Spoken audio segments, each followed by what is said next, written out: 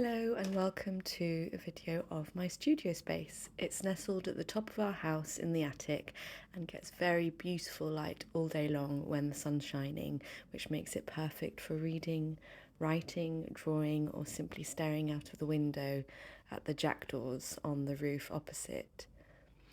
It's full of all of the things that mean something to me, that inspire me in my work, that spark thoughts, that spark memories. Anything and everything can end up in here as long as it has a spark of magic that I love and inspires me.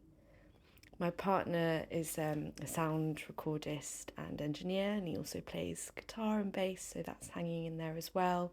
And then I have my little desk with all of my paper and ink and paints. That painting was painted by my mum when she was pregnant with me, and it's of Javanese cows because I'm named after the island of Java. And then, as you can see, it just receives such beautiful light and is the loveliest place to just spend time and think and ruminate. And I feel like it possibly looks a little bit like the inside of my brain would look like if you could bring it out. The desk I found in a charity shop in pieces many years ago when I was pregnant for the first time, and I just loved the colour, and I found all those little spots of pieces just hanging around and managed to assemble it together, and I bought it for £8. It's my pride and joy, and it will go with me wherever I go. Often in the mornings I'll simply get up early and light a candle and sit and read or write in my diary or journal, and it feels like home. It feels like a really intimate part of my life to be sat at that desk, just processing my life and what it is that I'm up to, and to have everything close to hand, whether it be books or old photos or scraps of paper, old maps. All of these things feed into what I do. They don't always feature in my work, but they're all part of it.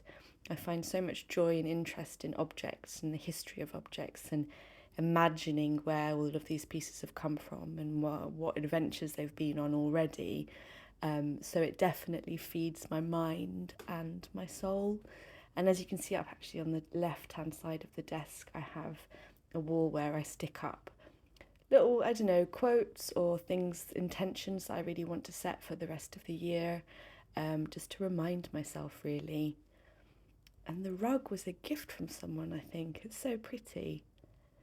So as you can see, there's just all sorts of dead plants and bits of cotton.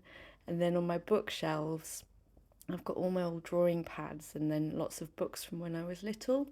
I don't tend to keep novels unless they've really meant a lot to me. Most of the books that I keep are reference books. And then I've got so many little trinkets, which are often shells or stones or little figurines that as a child I used to play with, and I still find myself returning to that somehow for comfort. We found that telescope in a charity shop for £15 recently, so we brought it home, and on a clear night we'll look out at the moon. When the moon's not shining, I'll literally just look at stuff on the mantelpiece.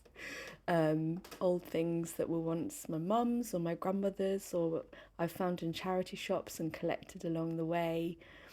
It's funny seeing them all on camera, actually, seeing them all together, because once I'm amongst them, they kind of take on a life of their own. This is my postcard drawer. My mum started me off with this. She had a postcard drawer, and she just said that she used it for referring back to. So I've taken on that habit. And then, this is where I keep all of my inks and brushes, my little drawer with my nibs for drawing, and a letter in there from when my dad sent me some of his old nibs. I do really keep everything. I really love this space, and it looks like I may possibly be moving out of it soon because I've just found a studio space. So all being well, and once I've signed the papers, I'll be able to commit to that. And it'll be really fun to make a new space, but I just really wanted to record this one as it is. So I hope you've enjoyed that, and thank you so much for being here and watching.